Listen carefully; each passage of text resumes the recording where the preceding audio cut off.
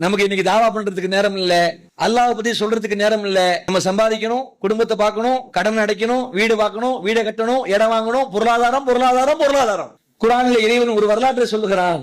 மீன்பிடி சமுதாயம் அல்லாஹ் தடுத்துட்டான், இந்த நாள்ல நீங்க மீன் பிடிக்க கூடாது. நம்ம எப்படி ஜிம்மாவுல அந்த 1 மணி நேரம் வியாபாரம் பண்ண கூடாது. அதுல நம்ம எப்படி இருக்கிறோம்னா, நம்ம வேலைக்கு வந்துடுறோம், வேலைக்கு இருக்கிற பணியாட்களையோ மற்றவங்களையோ வச்சு கடையை வந்து வியாபாரம் பண்ணிட்டு இருக்கிறோம். என்ன பாய் கடையை மூடிட்டீங்களா?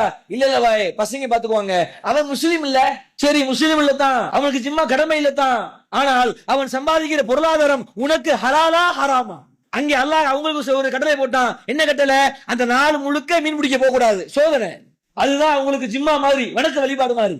ஆனா அப்போ வளர்த்து அல்லாஹ் ரப்பல் ஆலமீன் மீன்களை எல்லாம் கடல் மேல அப்படியே துள்ளி குதிக்க வைக்கிறான், சோதனை. நமக்கு வருது இன்னைக்கு 12:45 இந்த வாரமாவது ஜிம்மா ஸ்பீடா போயிடும் நினைக்கிறாளே, 1:30 உள்ள வருது. என்னங்க 1:30 வந்தீங்க? ஆமாங்க, ஏன் கேக்குறீங்க? கஸ்டமர் இருந்தா இல்ல, அவங்கள்ட்ட போய் அண்ணே மனுஷங்க வெள்ளிக்கிழமை 1 மணி கடையை மூடிடுவோம், 1:30 மேல வர்றேன், கொஞ்சம் பொறுத்துக்கங்க அப்படின்னா அவங்க அப்படிதான் இல்ல பாய், நான் வேற கடைக்கு போயிருவேன் அப்படியே சொல்றாங்க. இன்னைக்கு நம்மள ஏமாத்துல அல்லாஹ் ஏமாத்துறோம் நினைச்சுக்கிட்டு நாம நிறைய படுகொலையில விழுந்துகிட்டு இருக்கிறோம். 12:45 கடை அடைக்கப்படும், ஒரு சின்ன பேப்பரை போட்டு கடையை மூடிவிட்டா யாராவது கஸ்டமர் நம்ம விட்டு போயிட்டாங்களா? ஒரு வேலை அப்படி போய்விட்டால் ரிஸ்கை அல்லாஹ் தருகிறானா, அந்த கஸ்டமர் தருகிறானா?